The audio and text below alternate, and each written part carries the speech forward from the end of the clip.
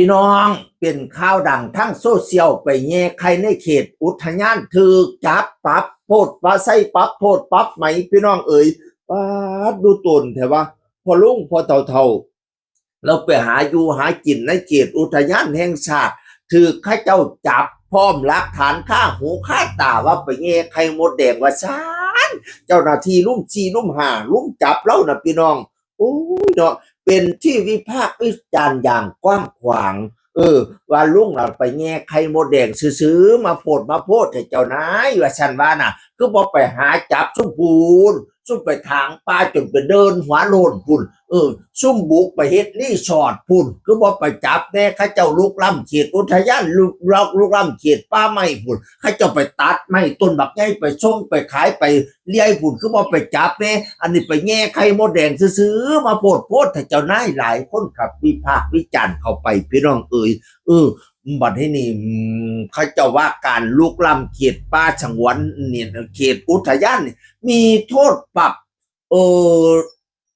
อาจจะถึงแสนนี่เขาจะว่าถือปรับไม่เกิน100,000อุ้ยเขาเป็นเขาเป็นเท่าด่านเขาตกใจดิพี่น้องเจ้าได้ไปจับจังสัน4 คน5 คนบัดนี้เขาจะว่ามีโทษปรับสูงสุดบ่เกิน100,000 บาทให้เขาก็ตกใจแล้วเนาะเฮ้ย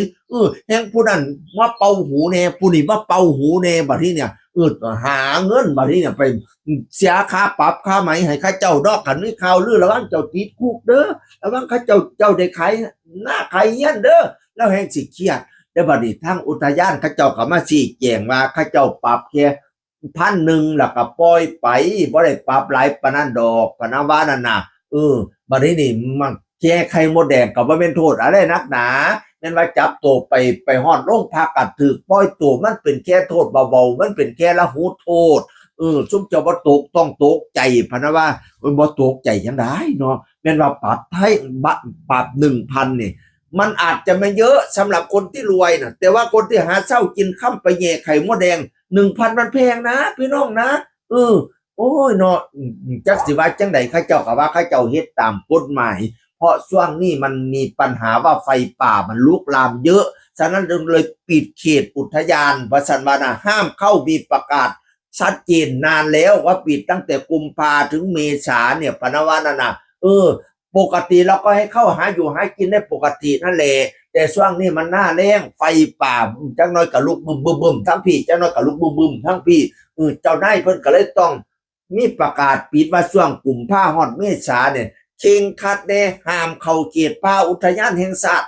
พอเฮาเคยเห็นแล้วเงาไปป่าละกันเกิดไฟใหม่จักว่าผู้ใดเป็นผู้ต้นเหตุเฮาก็หาจับมือไผดมกับบ่ได้